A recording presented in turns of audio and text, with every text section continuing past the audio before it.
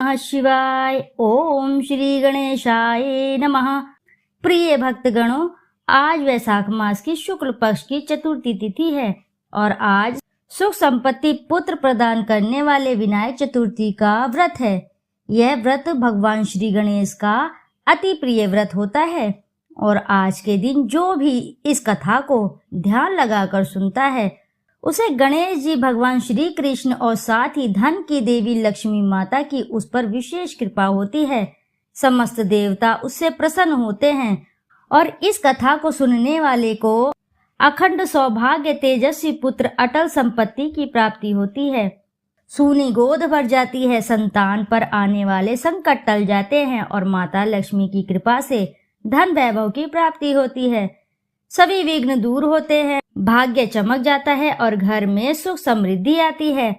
अब आप सुनिए श्रोताओं, चौथ माता की व्रत कथा का। एक गांव में एक गरीब बूढ़ी माँ रहा करती थी। ईश्वर की कृपा से उसका एक बेटा भी था। वह अपने बेटे से बहुत ज्यादा प्यार करती थी, इसलिए अपने बेटे की लंबी उम्र और सलामती के लिए 12 महीने के चौथ माता के व्रत रखती थी। चौथ माता का व्रत सुहागिन महिलाएं अपने पति की लंबी उम्र और अपने बच्चों के अच्छे स्वास्थ्य और सही सलामती के लिए रखती हैं। वह बूढ़ी महिला हर चौथ के व्रत में शहर जाकर अपनी आर्थिक स्थिति के अनुसार पंसारी की दुकान से थोड़ा सा घी और गुड़ लाती थी और 4 लड्डू बनाती थी। 4 लड्डुओं में से एक महिला एक से पूजा करती थी, एक लड्डू हथकार के लिए निकालती, एक से वह चंद्रमा के दर्शन करके स्वयं खा लेती और एक अपने बेटे के लिए रख देती। एक बार उसका बेटा अपनी ताई से मिलने के लिए गया। जब अपनी ताई के घर पहुंचा तो उसने देखा कि उन्होंने वैशाख चौथ का व्रत रखा हुआ था। उत्सुकता से लड़के ने पूछा कि मेरी माँ तो 12 चौथ का व्रत करती है। इस पर उसकी ताई ने बोला कि तेरी माँ तो तेरी कमाई खाने के लिए व्रत करती है। लड़के ने सोचा कि ताई सच कह रही है, वह बुढ़िया लड्डू खाने के लिए व्रत रखती है। लड़के के दिमाग में नकारात्मक विचार घर कर गए। घर आकर लड़का अपनी माँ से बोलता है कि मैं परदेश जा रहा हूँ, तू मेरी सारी कमाई खा लेती है। इस पर माँ ने उसे बहुत समझाया, पर नकारात्मक सोच उसे परदेश जाने पर मजबूर कर रही थी। उस बूढ़ी माँ के लाख मनाने पर भी वह नहीं माना, इसलिए उसकी माँ ने उसे साथ ले जाने के लिए चौथ माता के आंखें दिए और बेटे से कहा कि यह आंखें मुसीबत में तुम्हारे काम आएंगी।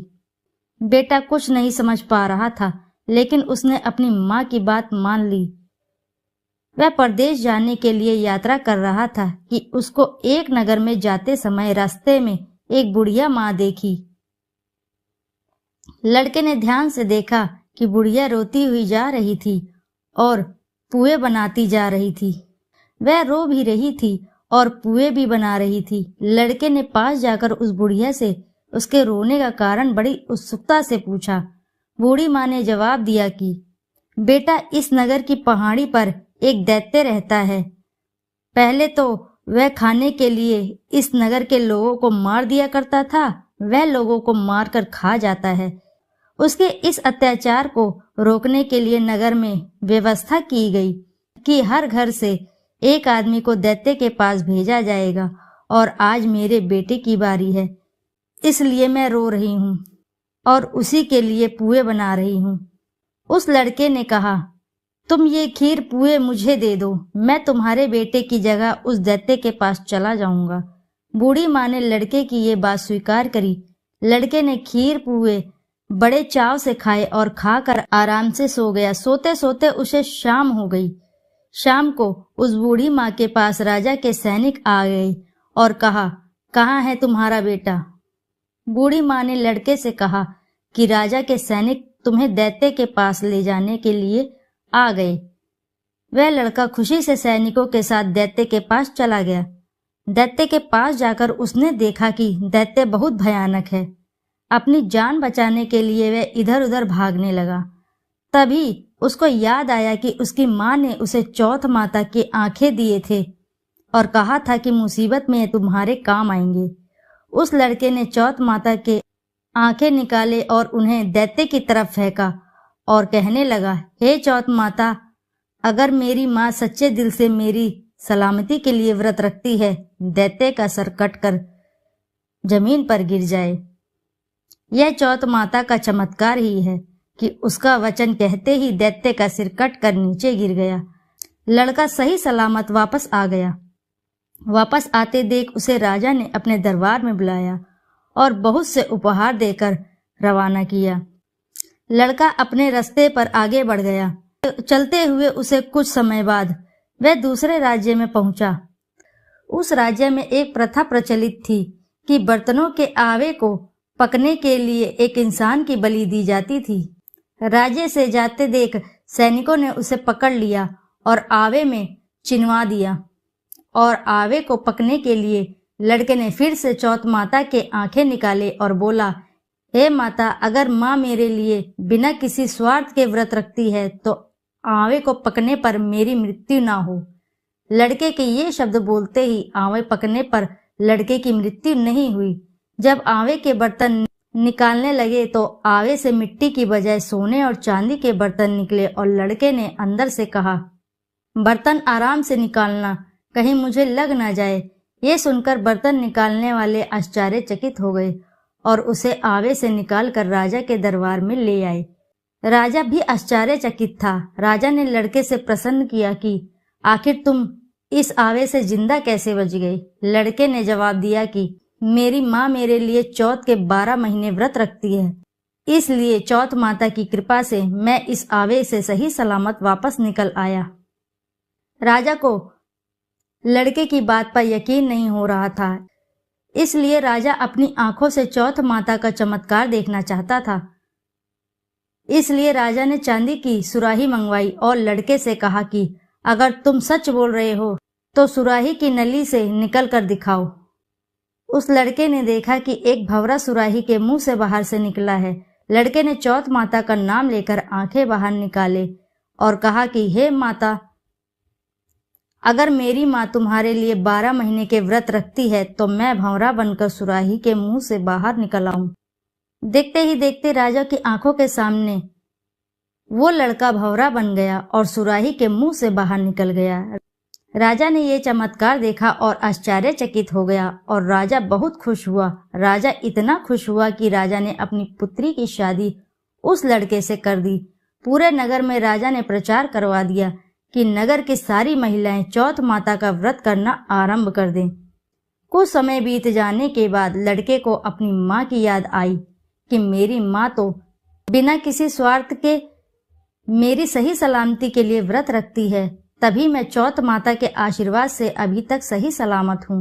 इस कारण लड़के ने राजा से अपने नगर जाने की इच्छा प्रकट की। राजा ने उसकी बात मान ली और बहुत दान दहेज देकर हाथी घोड़े देकर विदा किया। लड़के के कई दिन यात्रा के बाद वह अपने घर पहुंचा। जिस दिन वह अपने घर पहुंचा उस दिन चौथ का दिन था।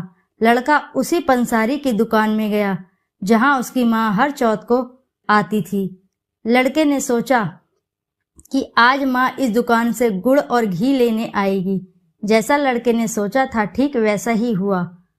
हाथ में लाठी लिए हुए उसकी माँ रास्ते से आते हुए उसको दिखी।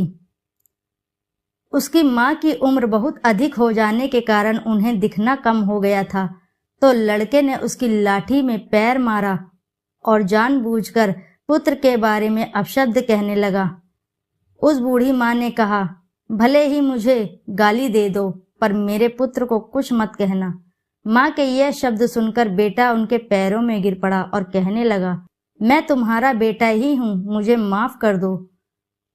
माँ ने उसे पहचाना और गले लगाया, पर उनका बेटा इतनी धन दौलत के साथ वापस आया था, इसलिए नगरवासियों ने विश्वास नहीं किया कि वह उनका ही बेटा है।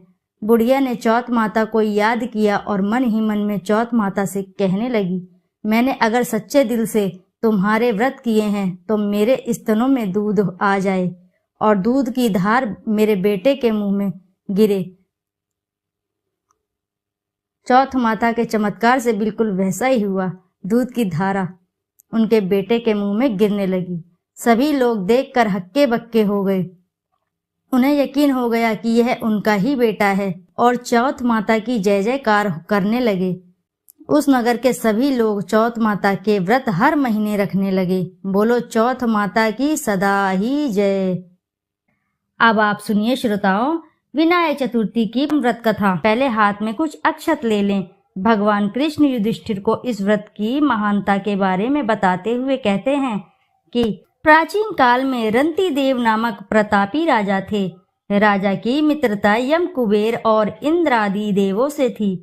उनके ही राज्य में धर्मकेतु नामक ज्ञानी ब्राह्मण रहते थे। उनकी 2 पत्नियां थी, एक सुशीला और दूसरी चंचला। सुशीला कोई न कोई व्रत करती थी जिससे उसका शरीर दुर्बल हो गया। वहीं चंचला कोई व्रत नहीं करती थी और भरपेट भोजन करती थी। कुछ दिनों बाद सुशीला को शुभ लक्षणों वाली एक कन्या हुई और चंचला को पुत्र रत्न की प्राप्ति हुई।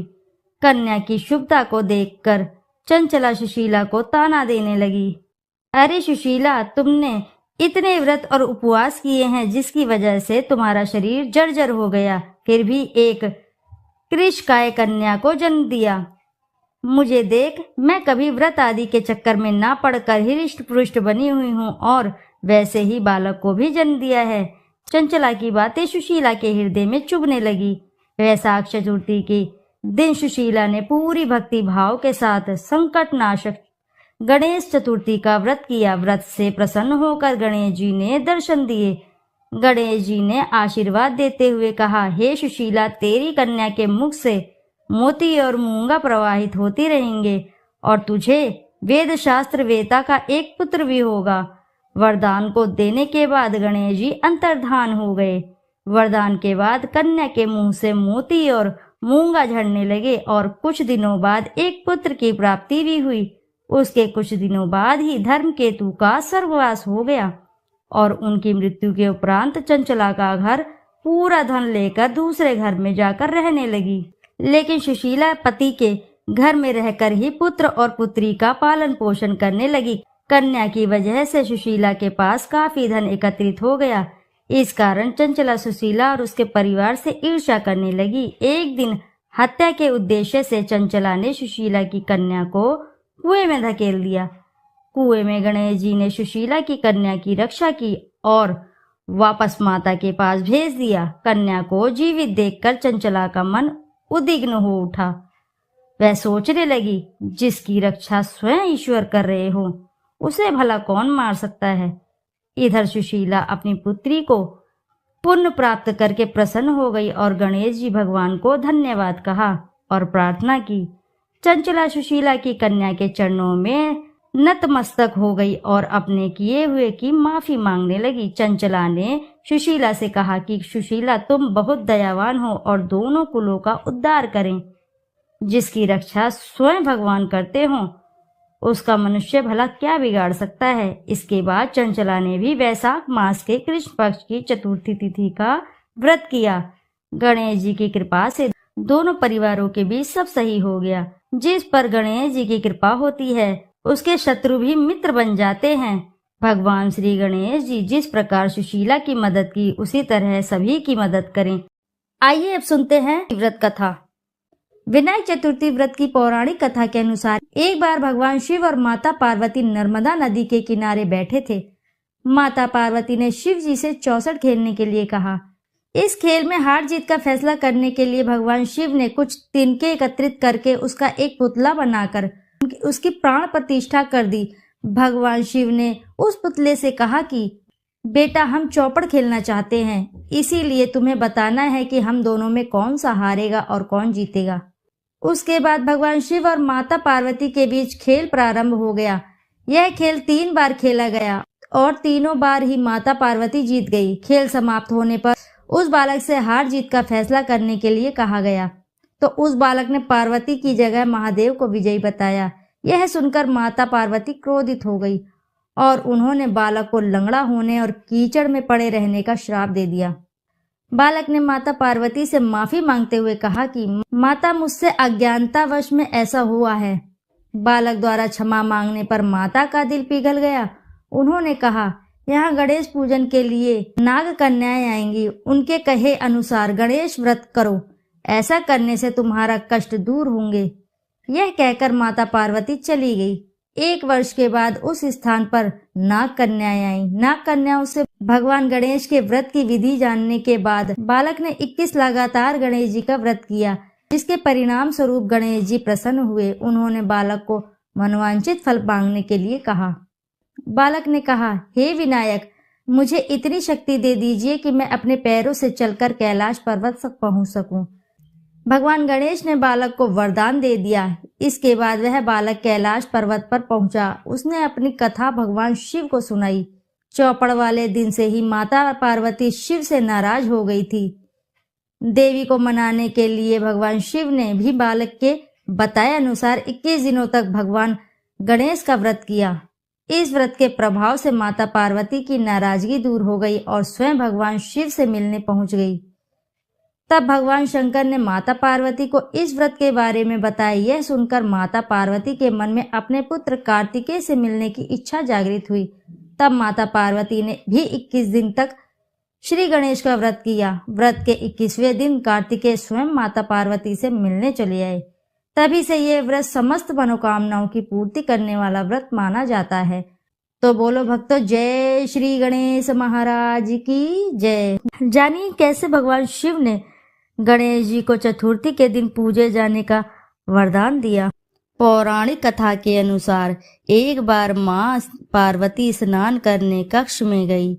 कक्ष में कोई न आए, इसके लिए उन्होंने गणपति बप्पा को बाहर खड़ा कर दिया और आदेश दिया कि जब तक मैं स्नान करके बाहर न आ जाऊं तब तक किसी को अंदर मत आने देना। भगवान गणेश ने अपनी मां पार्वती का आज्ञा का पालन किया। कुछ ही समय बाद देवों के देव महादेव पार्वती से मिलने आ गए, लेकिन उनको भगवान गणेश जी ने मां पार्वती से मिलने से रोक दिया। भगवान शिव जी ने कई बार प्रयास किया कि वह मां पार्वती से मिले, लेकिन मां पार्वती के आदेश के सामने उनकी एक ना चली। मां पार्वती से न मिलने पर भगवान शिव क्रोधित हो गए। इसके पश्चात उन्होंने अपने शस्त्र त्रिशूल से गणेश जी का सिर धड़ से अलग कर दिया। माता पार्वती जी भगवान गणेश जी की आवाज सुनकर कक्ष से बाहर आई। वह अपने पुत्र का सिर धड़ से अलग देखकर अधिक दुखी हो गई और अपने पुत्र को जीवन दान देने का आदेश भगवान शिव जी को दिया। जिसके बाद भगवान शिव ने एक हाथी के बच्चे का सिर गणेश जी के धड़ से लगा दिया। इससे गणपति बप्पा को दूसरा जीवन मिल गया। इसके बाद सभी देवी देवताओं ने भगवान गणेश जी को आशीर्वाद दिया। तभी से महिलाएं अपनी संतान की दीर्घ आयु के लिए सकट चौथ का व्रत रखती हैं। मान्यता है कि इस व्रत को रखने से वृत्ति के सभी पाप कर नष्ट हो जाते हैं और दाम्पत्य जीवन सुखमय हो जाता है, जीवन कल्याणमयी बन जाता है, हर कार्य क्षेत्र में सफलता प्राप्त होती है। यदि आप इस कथा का मन लगाकर सच्ची श्रद्धा के साथ श्रवण करते हैं तो आपके समस्त कार्य धीरे धीरे सभी सिद्ध हो जाते हैं। रोग दोष कष्ट सभी जीवन से समाप्त हो जाता है। एक बार की बात है, राक्षसों के प्रकोप के कारण देवता काफी परेशान हो गए। सभी राक्षसों ने मिलकर देवताओं को परेशान कर रखा था। उनसे परेशान होकर सभी देवता भगवान शिव के पास मदद मांगने पहुंचे और मदद की गुहार लगाने लगे। देवताओं ने शिव जी को सारी परेशानी बताई और उनसे समस्या का हल मांगा। वहीं उस समय शिव जी पार्वती के साथ भगवान कार्तिकेय और गणेश जी भी बैठे थे। भगवान शिव ने देवताओं को कहा था कि आपकी परेशानी का हल कार्तिकेय और गणेश जी में से कोई एक अवश्य ही करेंगे। तभी भगवान शिव ने अपने पुत्रों से पूछा कि तुम में से कौन देवताओं की मदद कर सकता है और राक्षसों का संहार कर सकता है। तभी भगवान कार्तिकेय और गणेश जी ने कहा कि पिताजी, हम दोनों में से देवताओं की मदद कर सकते हैं। शिव जी भगवान ने फैसला किया कि तुम दोनों में से जो भी मेरी परीक्षा पर खरा उतरेगा उसे ही देवताओं की मदद करने के योग्य माना जाएगा, वहीं उनकी मदद करेगा। भगवान शिव ने शर्त रखी कि तुम दोनों में से जो सबसे पहले पृथ्वी की परिक्रमा करके वापस आएगा देवताओं की मदद करने के लिए जाएगा। शिव जी भगवान की यह शब्द सुनकर दोनों में हामी भर दी। और यह सुनते ही भगवान कार्तिकेय अपने वाहन मोर पर सवार होकर पृथ्वी की परिक्रमा के लिए चल पड़े। लेकिन गणेश भगवान वहीं पर खड़े रहे। मन ही मन में सोचने लगे कि मैं अपने वाहन मूषक पर पृथ्वी की परिक्रमा कैसे कर सकता हूँ। तभी उन्हें एक उपाय सूझा। अपनी जगह से उठकर भगवान श्री गणेश ने माता पार्वती और शिव जी भगवान की परिक्रमा करने लगे। गणेश जी ने 7 बार परिक्रमा की और कहा, पिताजी मेरी परीक्षा पहले पूरी हुई। यह देखकर सभी हैरान हो गए कि गणेश भगवान ने तो ये क्या किया। तभी वहां कार्तिकेय भी आ गए। उन्होंने कहा कि परीक्षा मैंने पहले पूरी की। उन दोनों की बहस सुनकर भगवान शिव ने पूछा कि गणेश, तुम यहां से कहीं गए भी नहीं, तुम्हारी परिक्रमा कैसे पूरी हुई? गणेश जी ने कहा, पिताजी आप मेरे माता पिता हैं और माता पिता के चरणों में सारी दुनिया है, यही सारा जगत है। आपकी परिक्रमा करने से मेरी पृथ्वी की परिक्रमा पूर्ण हुई। उनकी ऐसी बात सुनकर सभी देवता गणेश जी की जय जयकार करने लगे। तो बोलो भक्तों, जय श्री गणेश महाराज की जय। दोस्तों, यदि कथा आपको अच्छी लगी है तो वीडियो को जरूर लाइक करें और साथ ही चैनल को सब्सक्राइब करें और एक बार अपनी सच्ची श्रद्धा से कमेंट बॉक्स में जरूर लिख दें, जय श्री गणेश महाराज की जय। फिर मिलते हैं आपसे ऐसी किसी नई कथा में। जब तक के लिए नमस्कार।